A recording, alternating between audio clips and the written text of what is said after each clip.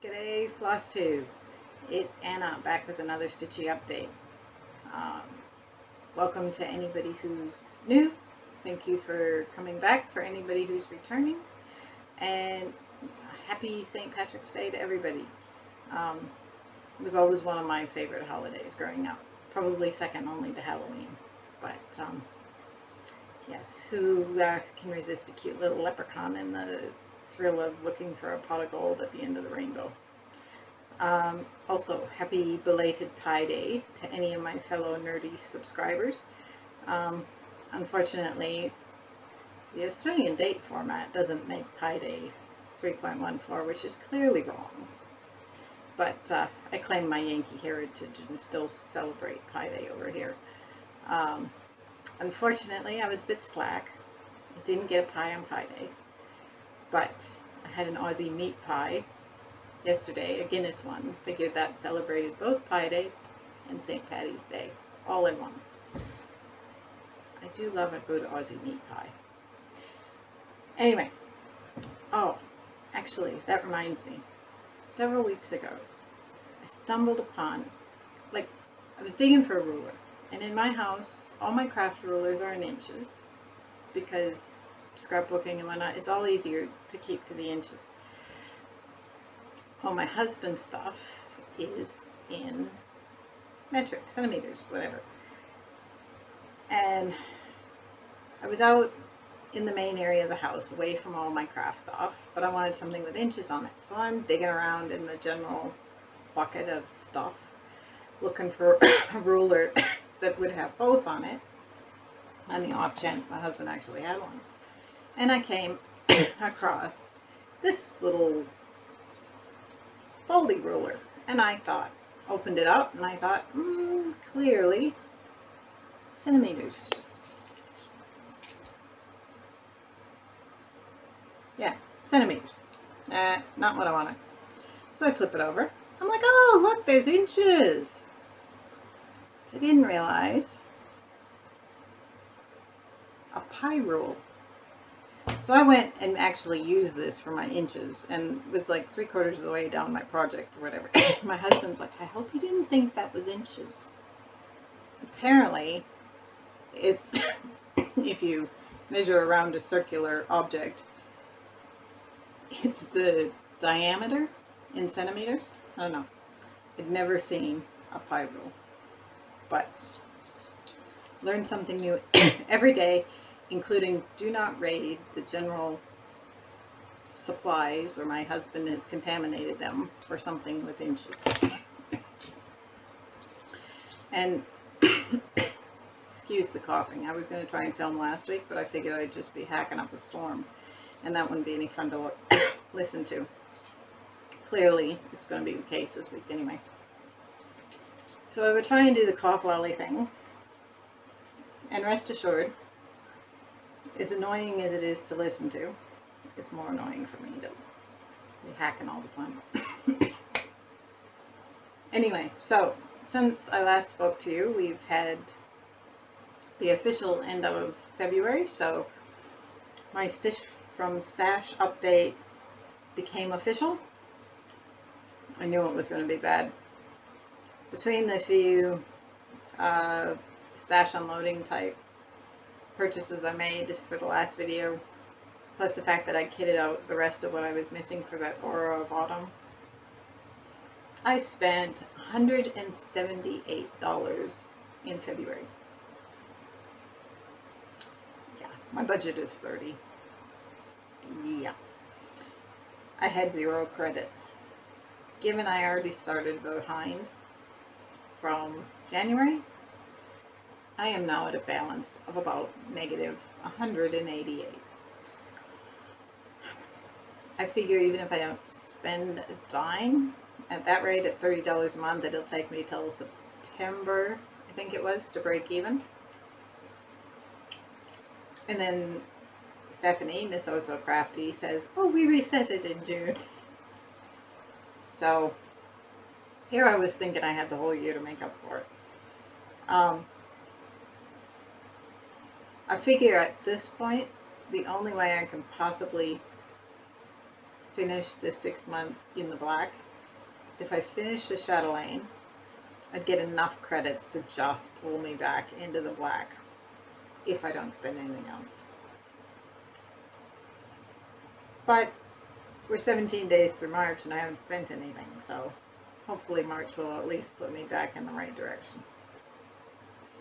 I do need to buy a few minor things, but most of those things are like floss away bags and stuff that I don't think traditionally count towards your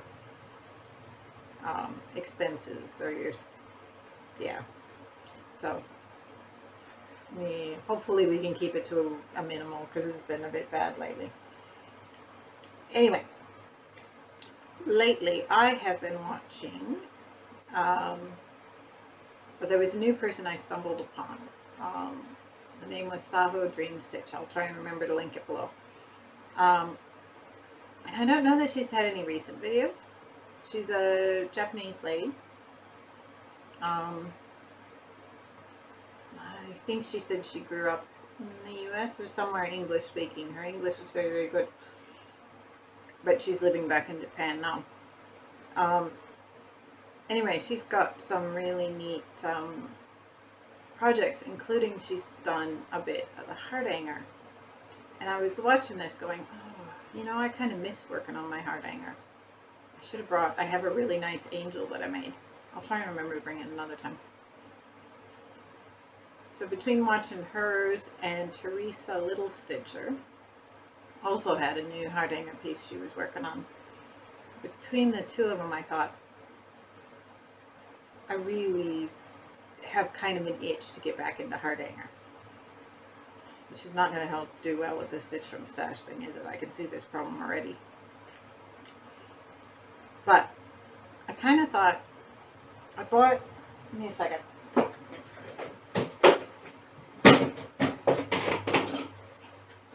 Before our Lingcraft unceremoniously flooded with all the water through it and had to shut down for who knows how long, I bought 3 of these just plain, I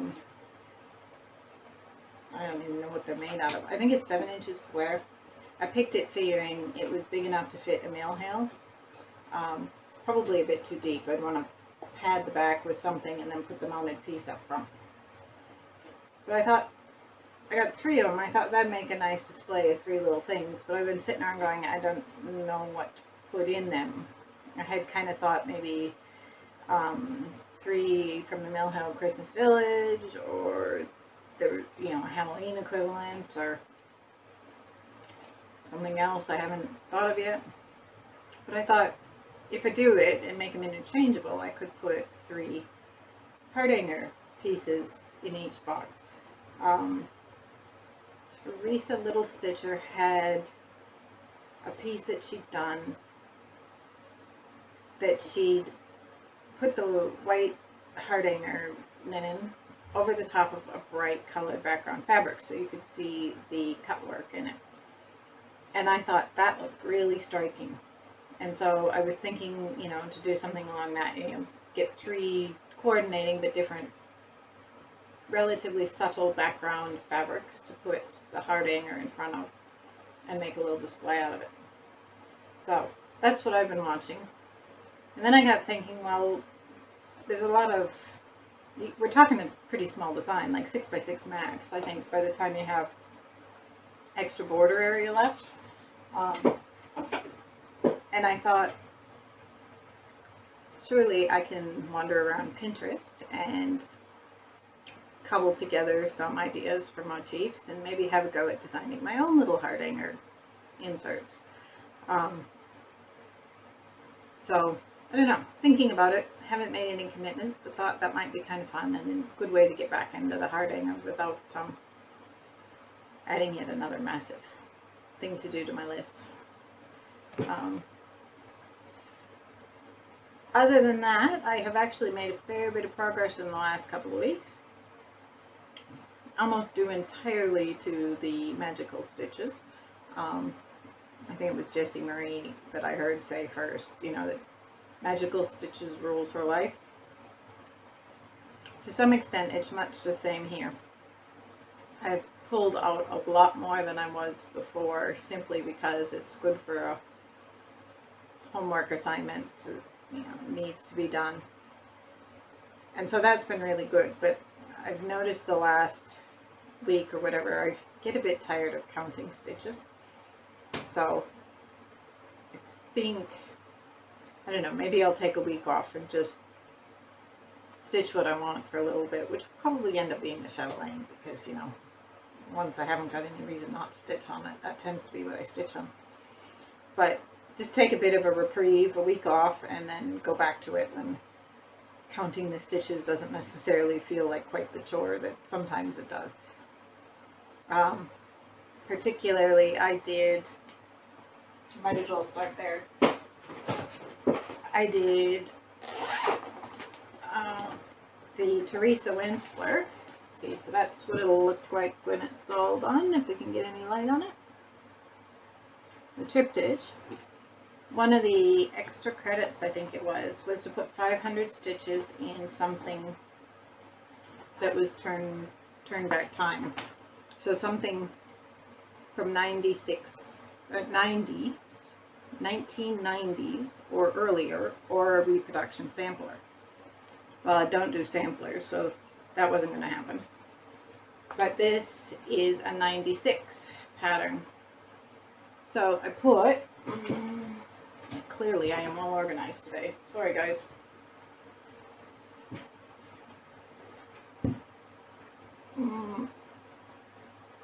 So I put 500 stitches predominantly in this upper part of the castle here. And I did that. It essentially took me all day, and it was a big stitching day. Yeah, you're counting, you know, you're putting in 10 stitches in one color, and then you're changing threads, and then you're putting in 10 stitches in another color. It's a long way to 500 when you are counting like that. It's a very long way. So I got my 500 done, and I'm really pleased. You can see some nice progress in there, and I've started to outline the castle and stuff. And it's really great to be able to see that progress is getting made. But after having done that, I also feel like I didn't want to work on this piece anymore. I had intended to use it. There was another, I think there was one about a project that had betrayed you. It was turning out harder than you were expected or something like that. And I had intended to kind of maybe use this one, just because, like, in some ways it's not that hard. There's a few specialty stitches in here, and there's a few beads, but really where it's hard is the sheer number of blended threads and the sheer amount of confetti to deal with. That's what's hard in this piece.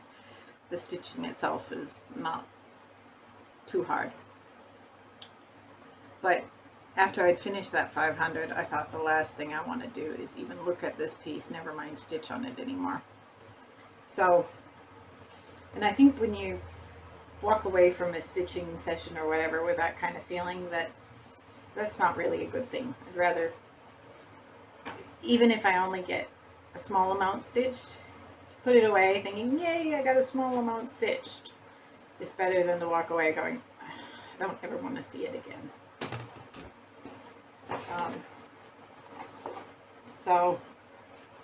But still, you can see huge progress over what there was before. So, I mean, that is a good thing. Whether I will get it out anytime soon, it's highly questionable. I expect we'll have to see what else Magical Stitches says.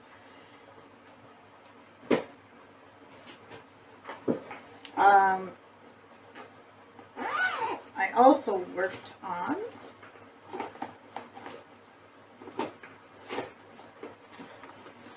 panic a minute. I'm like, where is the linen? How could I have picked up all the other supplies and left the actual stitched piece somewhere?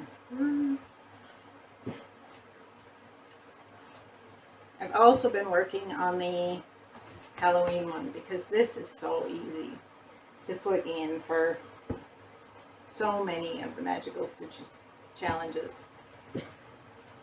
So you can see I've got a bit of back stitching to do in the new. Yep.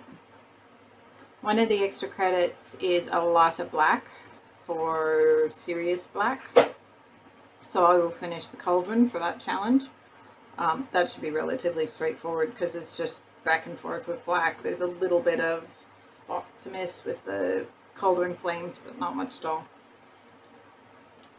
And then down here, we're back into words again in the purple, and it's toad's breath something. I don't know. So that's officially, you know, 1 totally done, 2 very, very close, 3 mostly done, and then working on the 4th. And I think there's only 6 charts in that project, so making good progress on that one. It kind of got to the point where I was pulling it out for so many Magical Stitches challenges that it's like, I didn't want that one to be the only one that got attention. I want to share the love around a bit and get progress on lots of projects. So, there's that one. Of course, one of the other ones I've been working on is the chatelaine.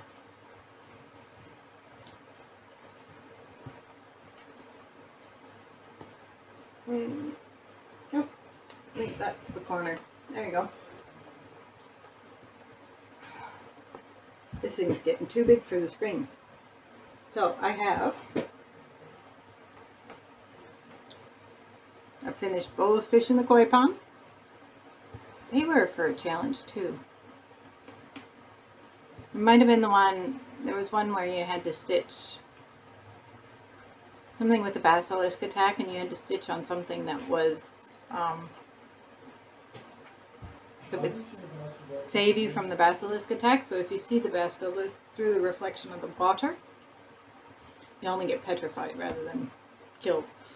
So maybe that's where I did that one, but I'm sure I remember logging the second fish for that one. But I finished both of these stone lanterns, all of the trees, and that whole bit of purple bush down there, and started down here. Oh, the other thing I did was fill in all the yellow and green centers on that frame. That was another, it was 500 stitches on your frames because Sirius Black was framed. So that was a good excuse to go back and finish up that. Unfortunately, if there's any other task with frames in it, I'm going to be scuppered because this frame is all finished and I have no other projects with frames. But I think last time I was talking with you guys, I was close to finishing this bit of rock here and lantern, and I wasn't sure whether I would go do the rest of the koi ponds and lanterns or do the vegetation. Well, clearly I ended up going the vegetation route.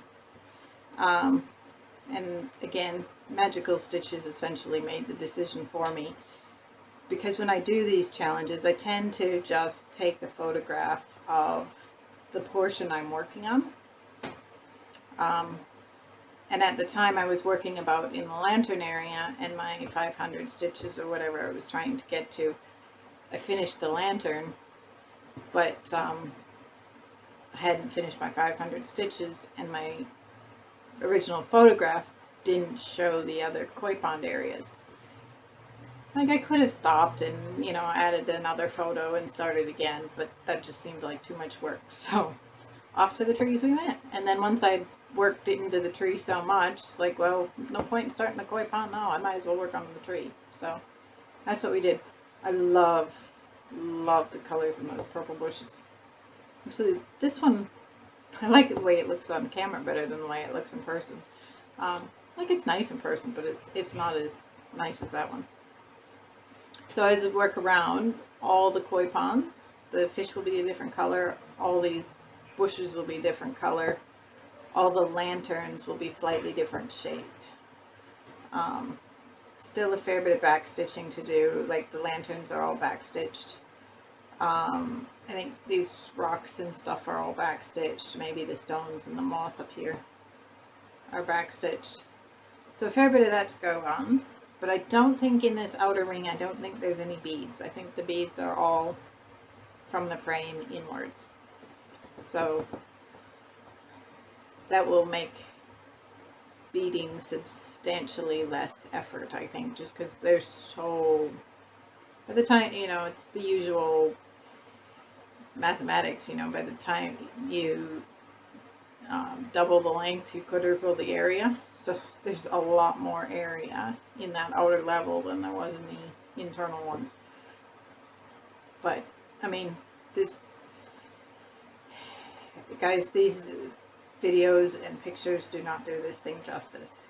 If you have any inclination to do a chatelaine, they look so much better in person than they do on these videos. Go do a chatelaine. Like, I looked at this for months. Should I, shouldn't I? Everybody's so keen on them. Oh, it's awful expensive. Absolutely no regrets whatsoever. So, go do a chatelaine.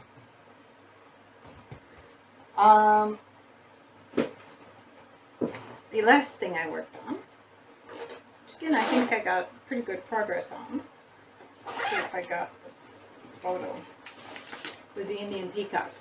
So that's what it'll look like all together. It's a dimensions kit. It came with a natural Ada, but I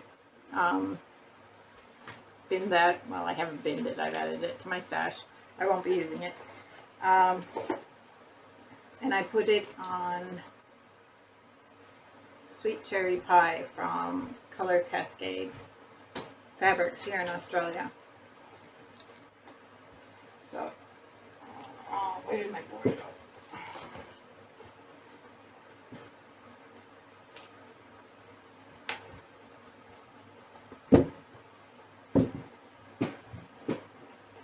So, fair bit of progress there. One of our homework assignments was to do 300 stitches of brown. All of this area of the tail, it's brown around the typical peacock feather eye. So, plenty of brown there to do that one. And I think that's the same week, I think it's this week's homework, was the 300 stitches of brown and 300 stitches on something with claws or talons. Well, peacock's a bird, I figure they have claws, talons, whatever, yeah. So, starting to work up on his back. I've got a lot of filled in on this upper, I think of it as his shoulder if he was a human, but the upper feathers, and starting to work a little bit up his neck. These little bits that come in here are all the flowers and leaves and stuff. I've kind of been skipping over them at the moment, trying to concentrate on the actual bird. I'll have to go in and fill them in at some point. Somewhere around here, I don't even remember off the top of my head where it was. Maybe it was around the front of the beak, because there's no other design work around the front of the body, so it starts to get into the background texture sort of half stitches. And those are all done, or a lot of them are done in this really nice peachy color. But I'm thinking, depending on where you are on the fabric, that peachy color doesn't stand out very well. So I'm avoiding stitching that for a while longer. I want to work into some of the places. There's like 2 or 3 colors that actually show up in various parts of that background texture. I want to get to where I have a spot where I have all 2 or 3 or however many there are in the one area, so I can see what other colors are also in the mix and see, you know, do I want to use that? Do I want to swap it out for something else, something a little bit darker? I sort of thought, you know, peacock, it's full of bling.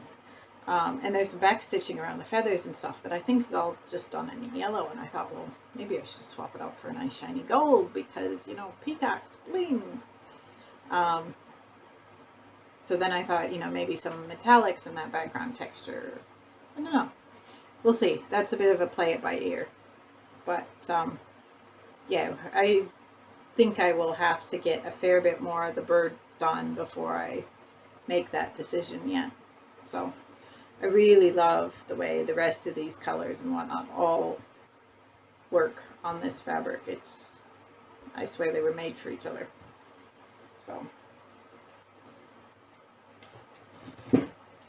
and I think that is everything I worked on this week, or this couple of weeks. What else is in my box? I think the only other active whip I have going at the moment is the butterfly, and I didn't stitch on the butterfly at all. So that was the other one I was thinking I could possibly pull out for this 200 stitches of something that had betrayed you, because that's got so much Kreinik in it. I don't know. I have a love-hate relationship with Kreinik. I love the bling. Hate the thread. It looks good when it's done, but it is such a nuisance to stitch. So we will see. I'm sure I could make that pass for something that betrayed you. So I think that is it for me. A nice, short, sweet. Oh no, I can't believe I forgot to say this at the start. I went out. We've had massive progress on the she shed that we're building out the back. So I have taken some footage of the in-progress building of the she shed, and I will insert it at the very end. In fact, it's even farther along now since I took that footage. That was about a week old. So as of today, we have all the panels up on the outer walls. I was just helping hang the back door before I came in to film this. So fingers crossed, I might actually be able to take all my craft stuff out and organize and, you know, have a useful craft space where I can find things before too long. There's still a bit of work to be done on the inside. You'll see the video. It's an absolute disaster in there. There's some definitely dust generating work to be done to clean up the floor. And I think my husband is going to panel the inside walls, which will again generate a lot of dust. And so I want all of that work done before I actually move any of my stuff out there. But yeah, it's super exciting to see, because it's in the last several weeks we've had massive progress on the project. So very pleased, very exciting that one day I will have a dedicated craft space. Of course, I still have to share it with my girls. They do just as much as I do, and I don't know, maybe if we set up our own work tables and nobody touches each other's work tables, we might be able to all get along and share. No, it'll be good. So looking forward to that. Until next time, enjoy your stitching, and I'll see you back in a few weeks. Talk to you later. Bye. Just a quick tour of the she shed, now that it's got, you know, walls and doors and windows and all that sort of fancy stuff. One day it won't have all this construction rubbish in the front. You'll actually be able to put a coffee table and chairs up there. But for the moment, you can see they've added a lot of panels. That blue stuff is some sort of lining. I don't know, Matt explained. That'll get covered up with panels eventually. But, oh, sorry about that, guys. Dropped the phone. We have fancy doors. Can go in. And more construction rubbish. I'm not sure when we'll actually finish the insides of the wall, whether Matt's intending to do that straight away or not. But we've got all windows in now. The door is not yet hung. don't believe, although the frame is there. And there's a Kelpie helping. So those two windows are the corner of what will be the guest bedroom part. I suspect, let's see if we can get back far enough, the guest bedroom will have a mezzanine level up on top there for some storage over the top of the usual ceiling. At least that's what I'm hoping. Oh, there's the door actually in the background behind the trolley. All this area will be open craft space eventually. I want to put great big workbenches down along that wall. And then back on this side, over by the back entrance, is where there'll be a bathroom there between the bedroom and the door, and then kitchenette sort of area along the wall that's visible now. Place for me to clean up crafts, all that sort of jazz. So, very exciting.